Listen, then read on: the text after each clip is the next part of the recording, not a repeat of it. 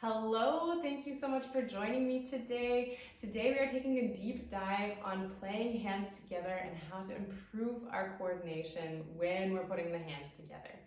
This is something that I've heard from a lot of students and from a lot of friends that I love piano music, I love playing the piano, but I sit down and I try to play hands together and I just feel like it just won't work. And there are several factors that might be kind of underlying there, but if you would like some exercises, today we're going through 20 different steps of things that you can do to help you iron out this skill. So I've divided them into 5 levels. Each level has 4 exercises, and we're just going to work through these really systematically. And I do have a booklet for you. So if you are interested in printing out the music for these, and so that you can just sit down at the piano and work through these systematically over the next weeks and months, be sure to click the link below to get that workbook and you'll be ready to roll. For level 1, we're going to be sticking to contrary motion. That means the hands are going to be moving in opposite directions. The notes are going to be moving in opposite directions. And that's because our hands are mirror image and it's much easier for the brain to control motions that are mirror image. So if you think about it, there's a really simple test. If you try making this motion with your hands, it's actually much easier than this motion. Neither one is particularly difficult, but it's noticeably easier to do this than this. And a general rule of thumb is if something's easier for the bigger muscles, that's going to apply for smaller muscles also. So our arms, our legs, those are really big muscles. Those are really easy for the brain to control and coordinate. And so anytime we shrink that down to a smaller level, like our fingers, this fine motor control, then that's going to be even more present, this difference in level of difficulty. Today, I'm going to be showing you all of these examples in C major, but if you get through all of these exercises and you feel like at the end, I still wish I had some more control, then do transpose these into other keys. And if you're interested in how to do that, leave a comment below and I'll help you out with that. So since we're starting in C major, we're going to be using, for starters, just the first 5 notes of our C major scale, C, D, E, F, G, and our thumbs are going to be starting. So we're starting with C in the right hand, G in the left hand, and we're just going to play every single note, and each hand is going to be playing the same finger at the same time. So we're starting with 1, 2, 3, 4, 5, 4, 3, 2, 1. And if that is pretty simple and pretty straightforward, then you can start to go faster. And faster. And see how quickly you can coordinate that and keep the hands really exactly together the whole time. Exercise 2 in this level is acting on a similar principle. We're starting with our thumbs together, but now we're going to start mixing in a little bit of control, that one hand is moving while the other hand is holding. So your left hand thumb is just going to be playing G, C, back and forth, really long notes, whole notes if you want to think rhythmically, and the right hand will be playing quarter notes. So anytime the thumb plays, the left hand will join, and anytime the right hand 5th finger plays, that's when we play the 5th finger in the left hand also. So that looks like this.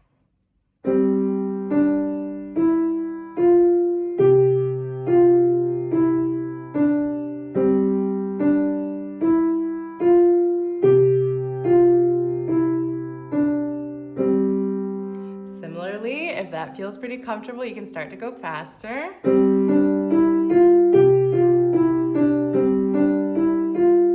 And faster. Until you feel like you've really mastered that. Again, being very sure that the hands are playing exactly at the same time. It's much more valuable to play these exercises slowly and controlled and with precision than to go too fast and have everything be kind of muddled.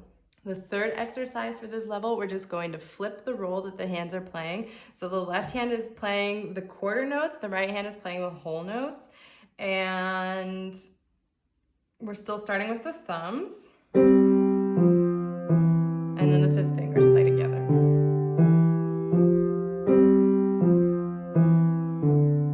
And once that feels comfortable, you can start start to speed up.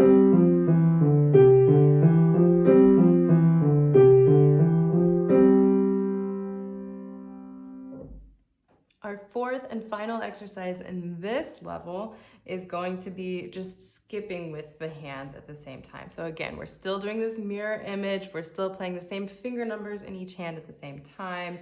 But now we're not stepping, we're going to be skipping from note to note. So we actually only need the fingers 1, 3, 5. And we're starting with our thumbs again. 3, 5.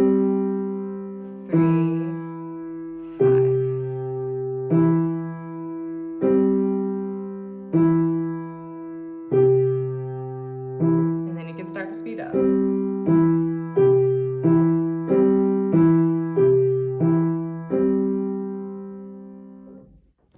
If you get through all of those and you feel like, yeah, that was easy peasy, got it down, then let's move on to level 2. So now we're going to be taking very similar patterns that we had in level 1, but instead of doing mirror image, we're going to be doing parallel motion. Our first exercise is both hands stepping. Every single note will be the same. So now instead of playing the same fingers, we're playing the same note names. Now we'll just be playing C, D, E, F, G, up and down, until we get really comfortable with this synchronized motion.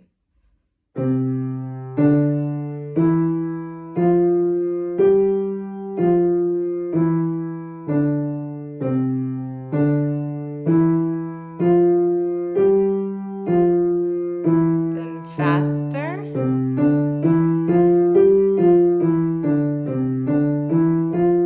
And faster.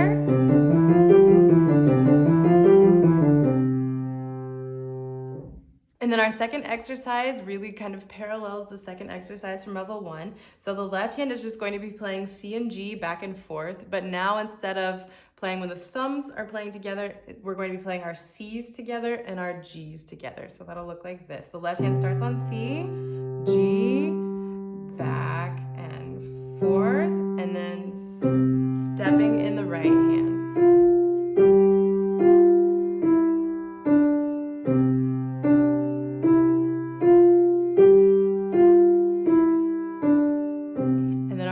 Exercise again just flips that motion. So now the left hand is stepping, the right hand has this kind of seesaw going on.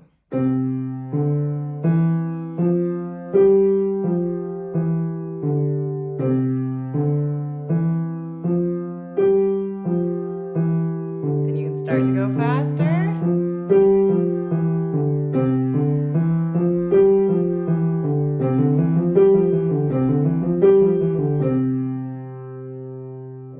Again, use going faster as a way to test yourself to see if you've really mastered the coordination, not necessarily as a goal of, I have to get these really fast. Use it more as a benchmark to see how well you've mastered the skill.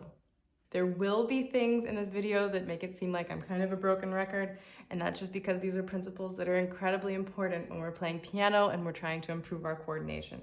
So now we're going to be mirroring the fourth exercise from level 1, but we're taking it up a notch. We're in level 2 now, and we're going to be playing the same notes at the same time instead of the same fingers. So we're playing C, E, G, E, and we still only need fingers 1, 3, and 5. But instead of playing the same fingers at the same time, we're playing the same notes. Then start to go faster. And faster. And so on. For level 3, we've got a mixture of contrary motion and parallel motion. So for exercise 1, we're going to be playing in contrary motion. And what's going to be happening is our first, third, and fifth fingers will be playing at the same time, but the right hand is going to be stepping and the left hand is going to be skipping. So the left hand will only be playing G, E, C, E, back and forth and back and forth, and half notes if you want to think rhythmically. And the right hand will be stepping that whole time. So the right hand is still playing the same pattern that we've had since the beginning of today. C, D, E, F, G, and back, down.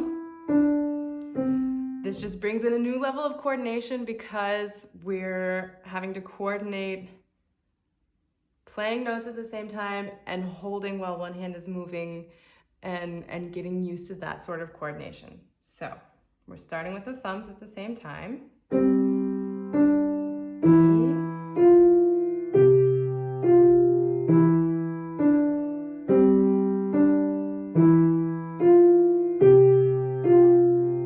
This might not feel so tricky, but see how it feels once you start to speed it up.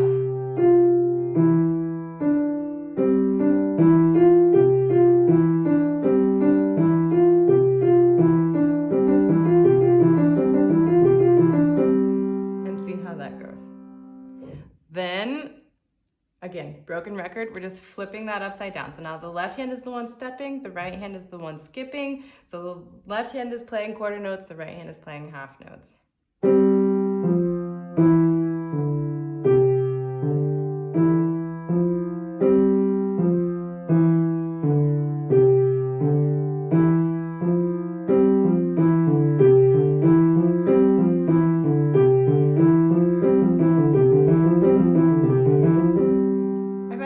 More difficult. It's also nice that when we're flipping these, so each hand has to play the same role at a different point in each level, right? So the right hand is sometimes the dominant hand, the left hand is sometimes the dominant hand. This isn't just good for improving your coordination, it's also really good for getting your left hand to kind of step up into the spotlight a little bit. The right hand is the one that's used to playing the dominant patterns. It's the left hand that tends to get a little bit neglected, tends to have things that aren't so fun happening. We're being very consistent with the things that each hand has to do, and that the left hand has to have this level of responsibility is also really nice. It's going to do wonders for your coordination. The third exercise, again, same principles over and over today, but now we're doing it in parallel motion. So we're starting with C in both hands, and the C's will be played at the same time, the E's will be played at the same time, and the G's will come together, but the right hand will be stepping, playing every single note, and the left hand is skipping between those. So the right hand is playing quarter notes, left hand is playing half notes. So let's give it a try.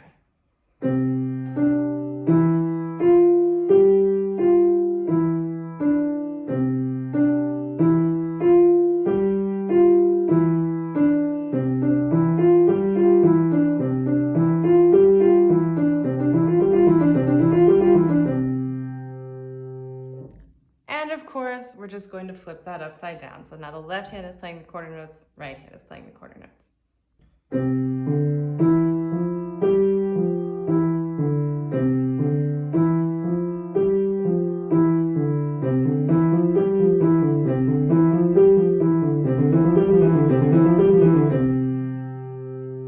Really tricky when you speed it up to 4 times the speed.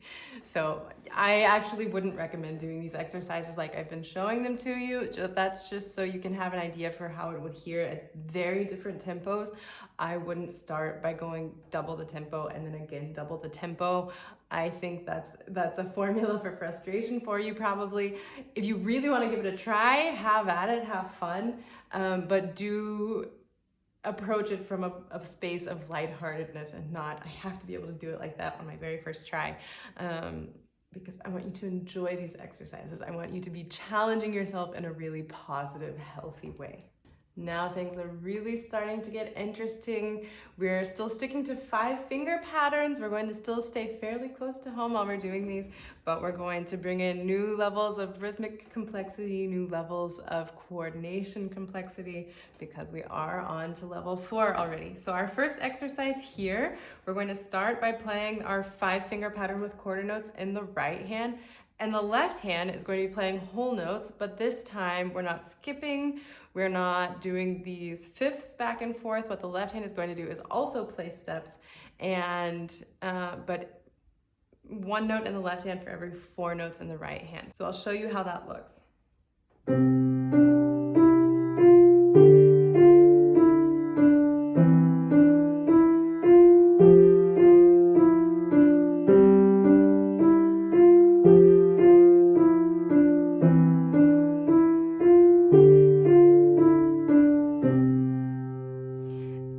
So I would be sure to play the whole pattern in the left hand before you try speeding it up. If you want to do it a few times in a row, then you can do it that you play like one whole cycle, and then a little bit faster, and then a little bit faster. And I'll show you how that sounds when it goes quite a bit faster now.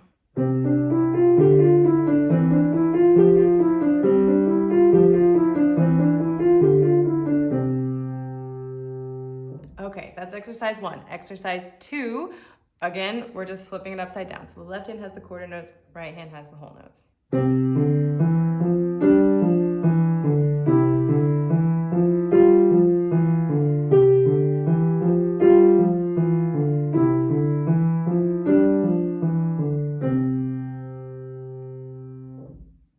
And then if you really want to go fast,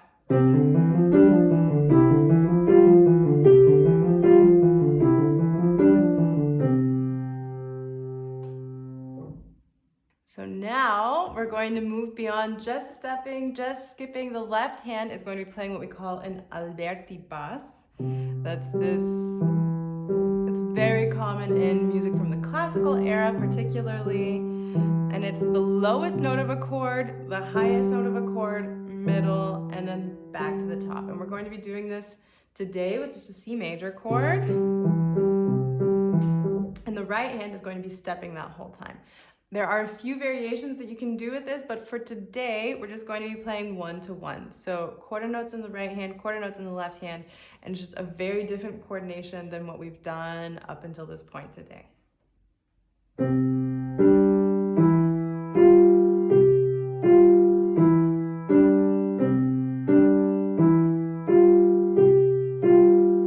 if you want to go faster,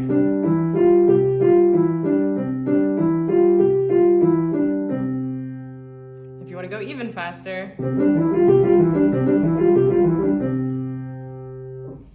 You can also do variations on that the left hand plays 8th notes while the right hand plays quarter notes, the left hand plays 16th notes while the right hand plays quarter notes. So for example, that would be 8th notes or 16th notes.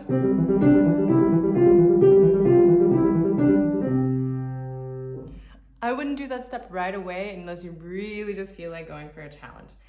And of course, the 4th exercise is going to be the inverse of that. The right hand is playing the Alberti pattern, the left hand is playing just our little scale. This for me feels very weird. It feels very unusual because Alberti is almost always in the left hand, and if it's not, then we usually have very special things going on, and it's something that you would practice a lot. Sitting down and just doing it feels weird. And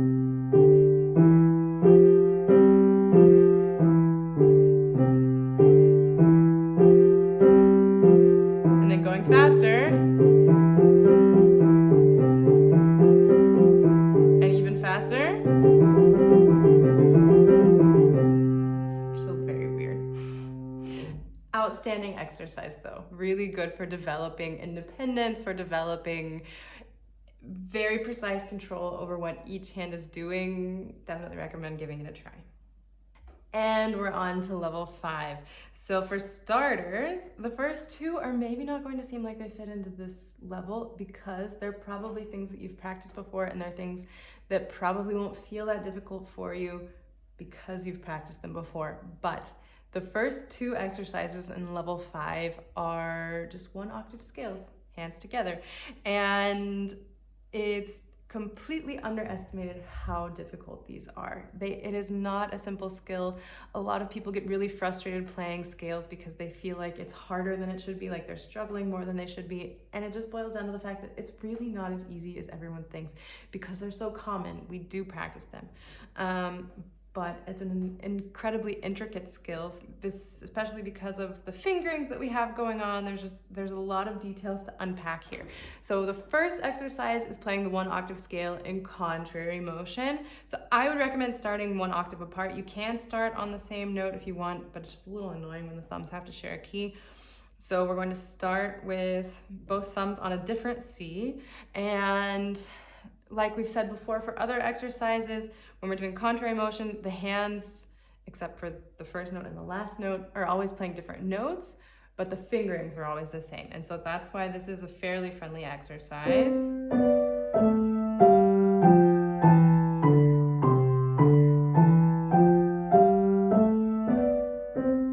And do not go fast faster than that until you can get it exactly hands together with the correct fingering. If you try to go too fast too soon on scales, you're just asking for trouble. Please don't do it. So, hands together. If you want to go a little faster, but the fingering has to be the king. If the fingering isn't right, it's the same as playing a wrong note. For 1 octave, it's not the end of the world, but when we expand that into 2 octaves, 3 octaves, 4 octaves, then we're really starting to look for trouble if we don't have our fingerings ironed out. And it's just important to have that precision from day 1. Then the second exercise is parallel motion. And again, this is something that we practice fairly regularly, but it's so underestimated how difficult this is. So be really attentive to the fingering.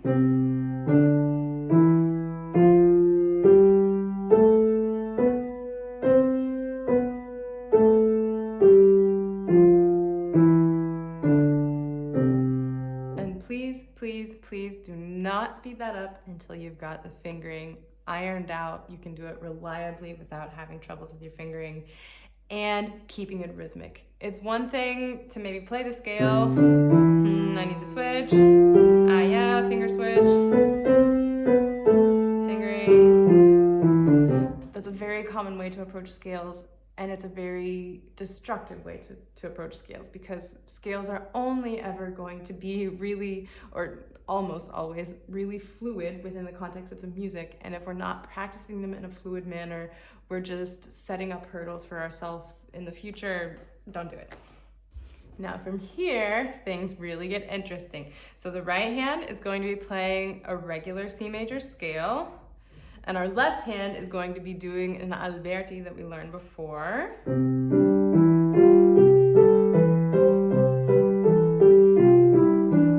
You can play just the C major chord this whole time, or if you want to keep it fun, you can switch to a G7 chord. B, G, F, G is that pattern, and that would look like this. And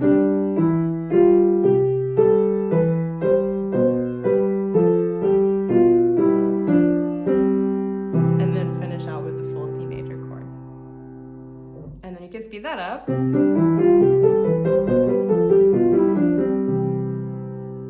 And maybe even faster.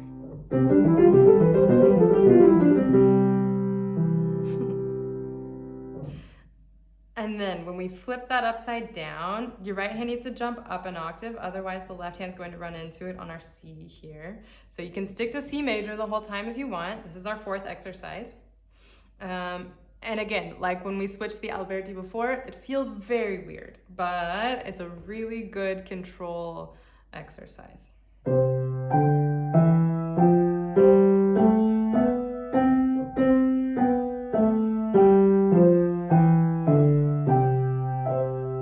Or again, you can switch to the G7 chord. I'll show you that as well.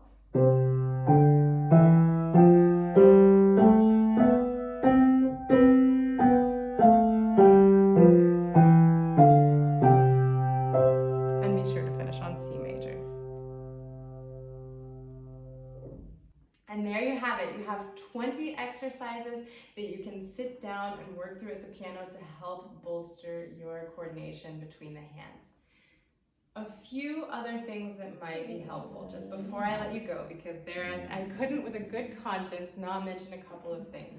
The first thing is, if you're having issues with coordination, it might well be that you're not practicing slowly enough, that your music is graded well to the level that you're at, that it is suitable for what you should be learning at this stage in time, and that maybe you just need to invest a little more time in practicing slowly.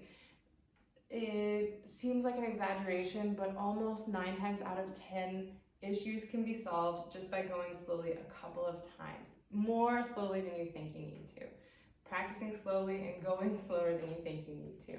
Because if I had $1 for every time I said, okay, let's do that again, but this time slower, and the students started up in exactly the same tempo that they were playing before, I'd have a lot more dollars. The other caveat that I would like to give you is exercises are great. I think there is something to be said about not necessarily needing to read the music. I've showed you all of the exercises. You can read the music if you want to, but you can absolutely copy from what I've shown you at the piano. There is that aspect, I understand that. And it's also nice to not feel like you're somehow offending the great composers by struggling your way through their pieces. Okay, I get that on a certain level too. I don't think that's actually something you need to worry about, but I do get that it's nice to just sometimes approach things from an isolated perspective. I can line up with that. It is more interesting, and I think we do tend to learn better when we're playing music that we really love. These are not really beautiful music that you probably love. So just keep that in mind. If you're working on these exercises and feeling like you're not getting a lot of yield for your time, then maybe try to find some pieces that can help you develop your coordination that are more engaging to work through, because that's just, we learn better when we're enjoying what we're doing. But if you really want exercises, these 20 elements that you can just sit down and work through, they are systematically built one after the other, so that you're developing really concrete skills and really developing specific coordination things as you're moving through them. They don't go a lot into articulation, they don't go a lot into dynamics. You can of course build that in on your own. These are just very surface level, getting the hands lined up with different rhythms and different patterns, but it's also the building blocks of a lot of music. So if you work through these, I can guarantee that you're going to be developing skills that will be useful for you throughout the piano repertoire. These are not things that you won't see again in music. These are things that are really, really common. Music is just made up of patterns, and if we master certain patterns that come up over and over again, it makes our life a lot easier. So I hope you've enjoyed this video. I hope you get a lot of use out of the workbook, and please drop any questions that you have in the comments below. If you enjoyed this video, please do give it a like and share it with someone else who might be interested in learning. And until next time, happy practicing.